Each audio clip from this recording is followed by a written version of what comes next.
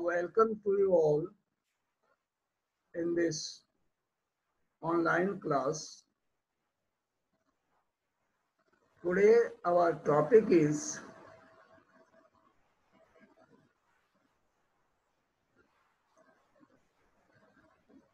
Are you listening to me?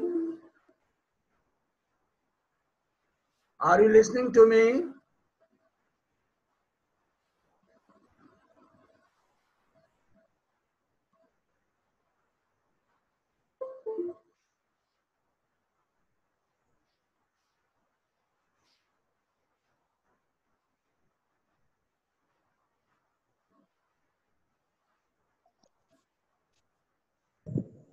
Are you listening to me?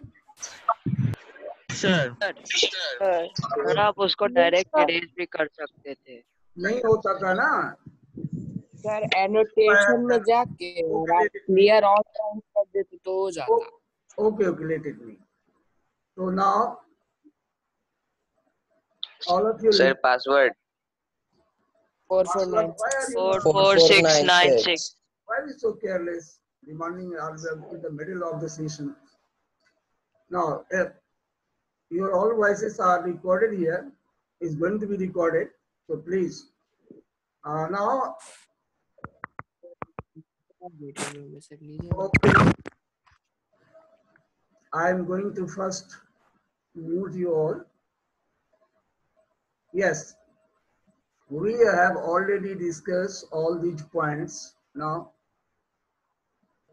yesterday we have discussed about the Khasi revolt, in which main points were in this way. The Khasi were the tribals who used to live in the northwestern Assam. This revolt took place in 1829. What was the reason behind the revolt? Actually, one road was to be constructed or was constructed through their land. They did not want to see this type of aggression or annexation or control over their land by the British government, British company. It is why they opposed, and their reaction turned into rebellion. They were united against the British and fought bravely. Their main leaders were Bad Malik and Tirut Singh, but they could not get success because the British government suppressed it brutally, ended this revolt very brutally. Okay, so these were the story regarding the Khasi movement. Now, next topic is what? That you have already studied. I am recapitulating it. Next is the Cookies revolt, right? Cookies revolt.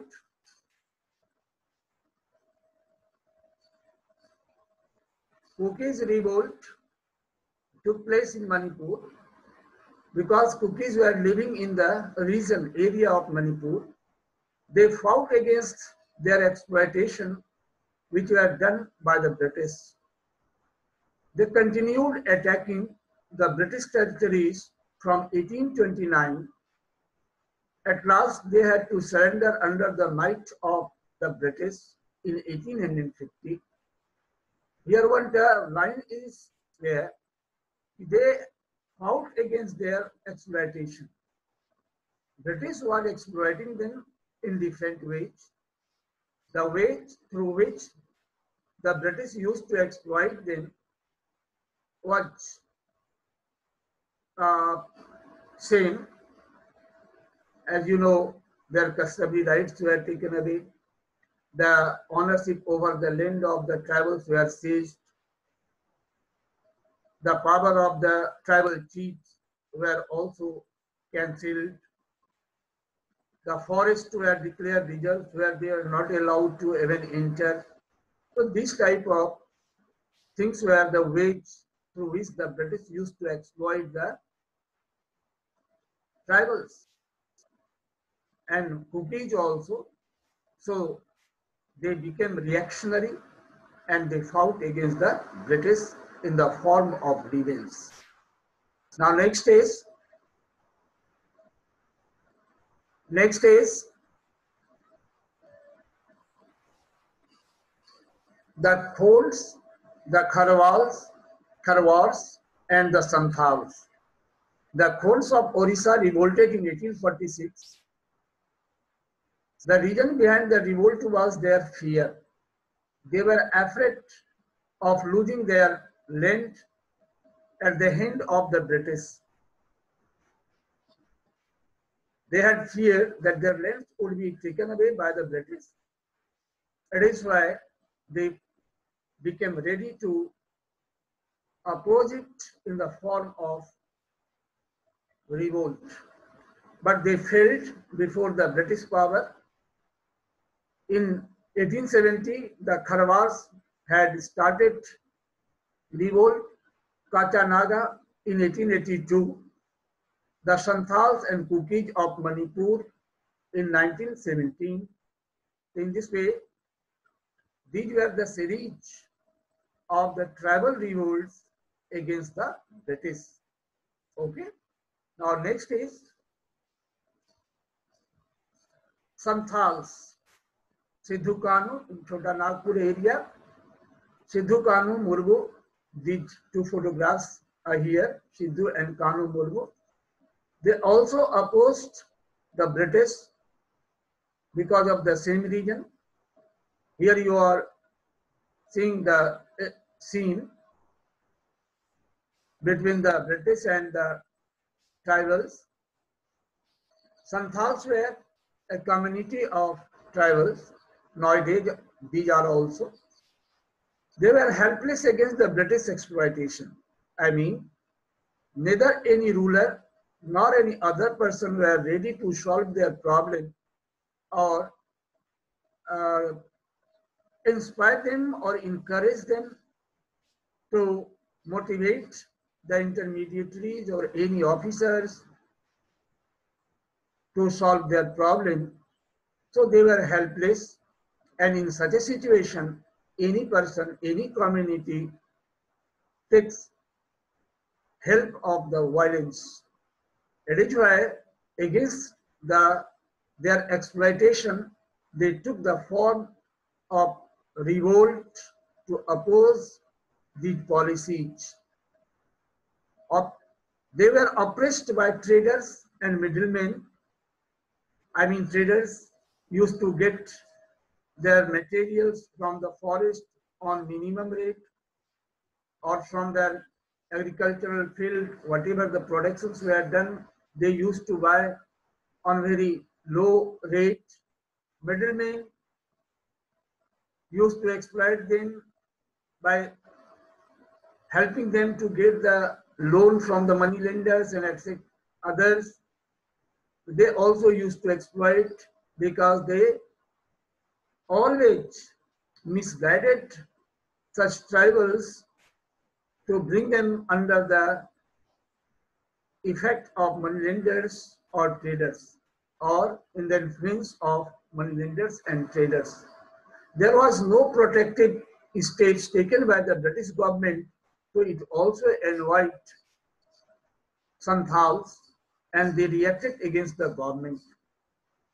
They started revolts in 1855 and it continued till 1856 on large scale, but it was suppressed. Their leader Sidhu and Kanu Murmu fought against the British very bravely. Now next is Mundas of Chota Nagpur. Birsa Munda was the leader of this community. Just before this line, you have studied about Sidhu Kanu. They were fighting in South Bihar in those days, nowadays in Jharkhand. Ranchi, you know its capital. In big areas, Sidhu Kanu with their followers were fighting against the British, and this revolt had taken place. I'm sorry, because in that time I had used one term regarding Sidhu Kanu in Chota Nagpur, right? While Birsa Munda was leading here. So now in this way, Birsa Munda, Koladian tribe of the area revolted against the British in 1831. Birsa Munda opposed merchants, moneylenders, and British. Actually, the Munda tribes used to oppose the British because by the help of the British, the moneylenders and merchants were exploiting them. They thought that without the support of the British, these moneylenders and merchants could not exploit them. In which way, they opposed all these three sources of their exploitation. Birsa Munda emerged as the great hero among Munda tribe in 1895. He united his tribal community. He made an appeal to continue to work on their land and not to move. I mean, their lands were seized by the British company and they were not allowed to do the work without his permission on the land. They were said to leave the reserve forest. British government wanted to remove their settlements from there. So about all these things, Birsa Munda appealed person not to follow the instruction of the government. He told the people about the British unjust policy and said that these policies were destroying their traditional land revenue system or their customary rights. And it's why Birsa Munda was captured by the British company and he was jailed for 2 years. After that, he was released, right? Again, he started his work. He began to instigate, provoke the people to go against the British, right? And he became a great hero of his community. Actually, he was regarded as the god by their followers. Birsa Munda was regarded as the god among his community because of his dedication and sacrifice or leadership in the revolt and from his contribution. Now, next point that was left was actually here topic is written effects of colonialism on crafts and industries, right? Effects of colonialism on crafts and industries. But I have made 2 slides under this topic because 2 paragraphs are given there. In 1 paragraph, actually this point is mentioned. Now, condition of crafts and industries in 17th century in India, right? Condition of crafts and industries in 17th century in India, right? So here you see their condition was well developed. I mean, Indian economy was very strong and well developed during 17th century, I mean before extending the power of British, before the extension of the power of British company. Agriculture was the main occupation of the people. They used to earn sufficient crops to live a happy life, right? Next was what? There was no dearth, no scarcity, कोई कमी नहीं थी of the handicrafts, wool, silk, and other materials. People were fulfilling their demands by the help of each other, because there were many groups of traders and merchants and craftsmen. There was great demand of metal work in India. It was imported from many places. In our country, there were some sources of metals. It was used as the raw material, and the people of far away area and countries used to buy it. So there was great demand of metal work. Trade was in favor of India, right? In those period also, there was good relation. There was good trade relation with other countries. But India was not in loss in that period. You know, there was more income in the hand of Indians.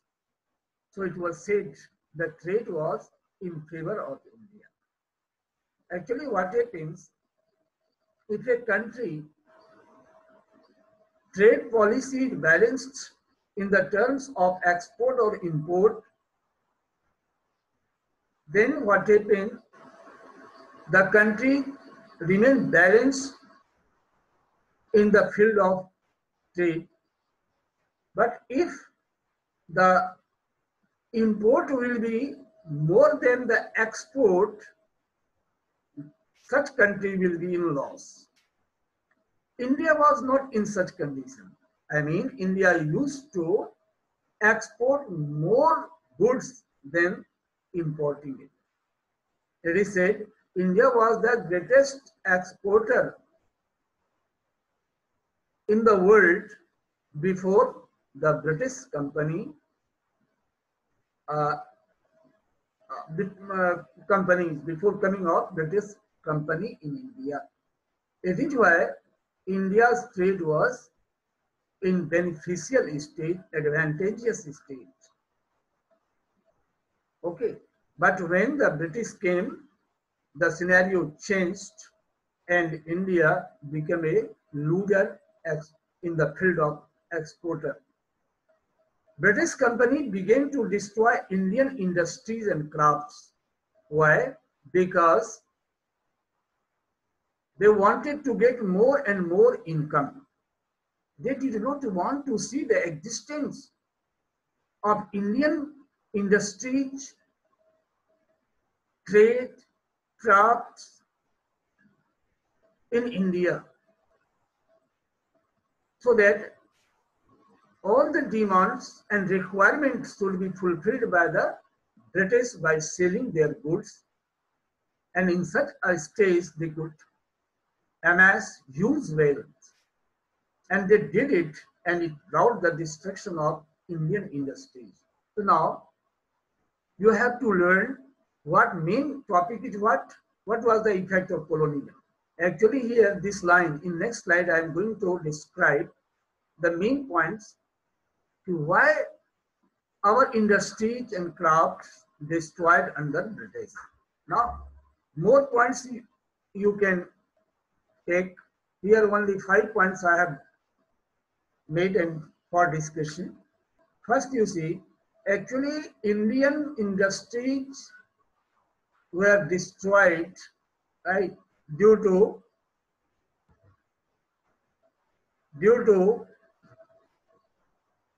colonialism.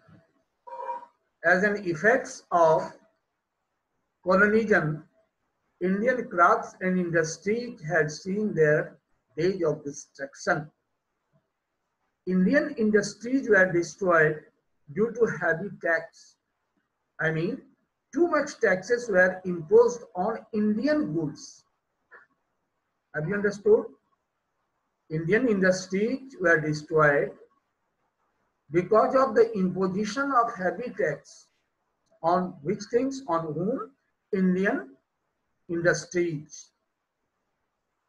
And when the heavy tax was imposed, Indian products became dearer, became costlier.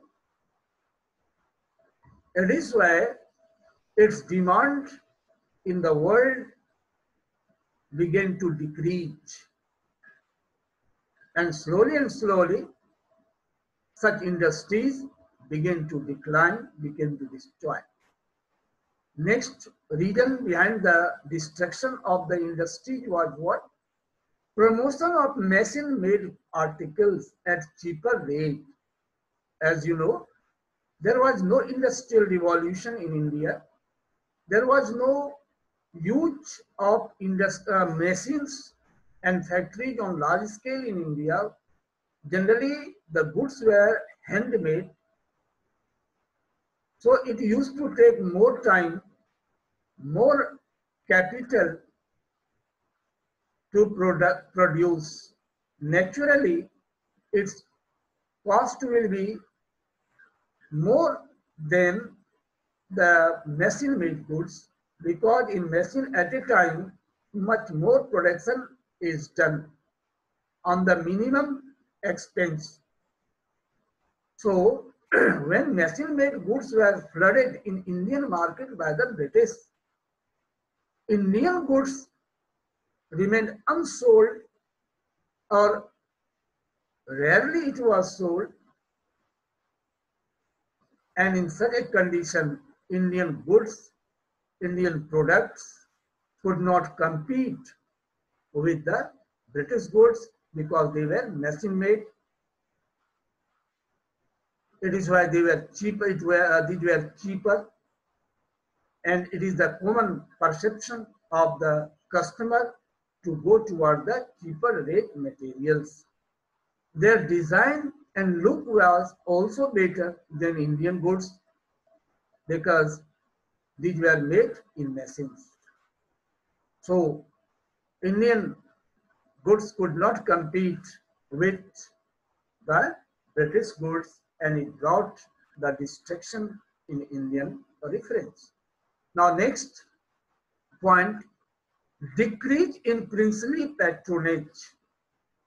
Patronage, just help or backing. Princely patronage means, patron means a person who gives full support for the development of art, craft, literature, etc. In those days, princely states, I mean the Indian kingdoms, the kingdoms of Indian rulers used to buy Indian goods, handmade goods on large scale. They were the great buyers group, right? They were the great buyers group. It is why more Indian goods were supplied in the market because its demand was more by the nobles class, by the king's group, higher officials group, because they had very good income. But when the princely states' power were seized, they could not buy these things because it affected their income also. And in this way, the princely state left to give patronage to the craftsmen and traders because British had become the master. And it is why it also became one of the cause of the decline of Indian crafts industries, and really it was the effect of colonialism. Now next is what? Industrial revolution took place in England. Now industrial revolution means the revolution in the field of production where maximum goods were produced by the help of machines. Now in this way, industrial revolution took place.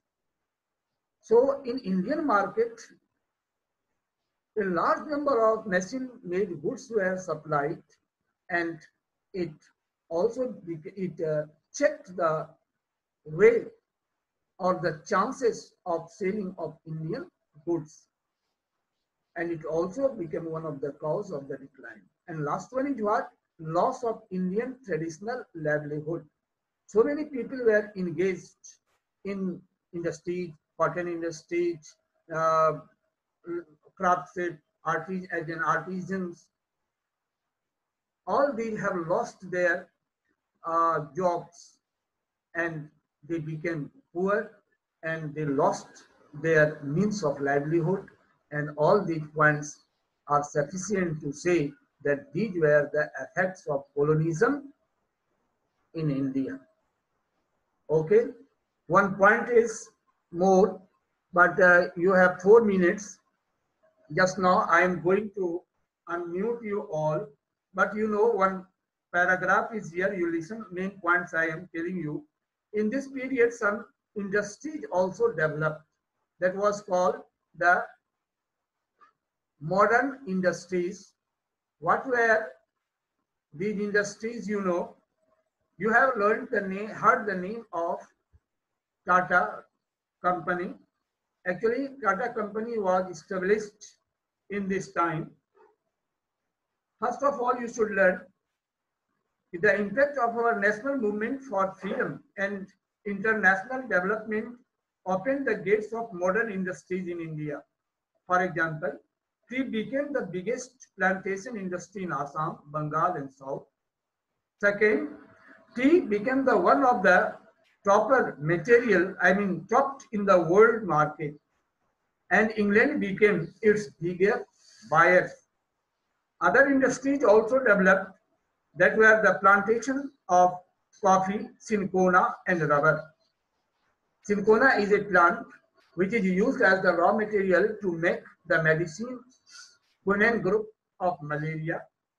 Many other industries like cotton, jute, iron, steel also developed. The demand for coal, iron, steel also increased.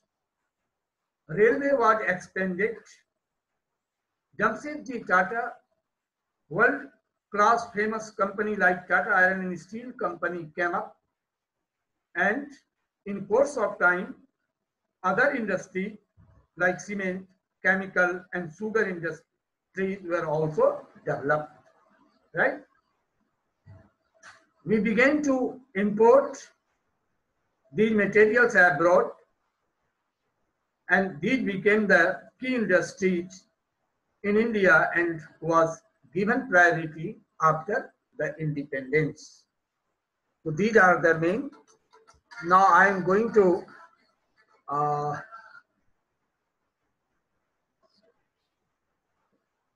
now, yes, you can ask if you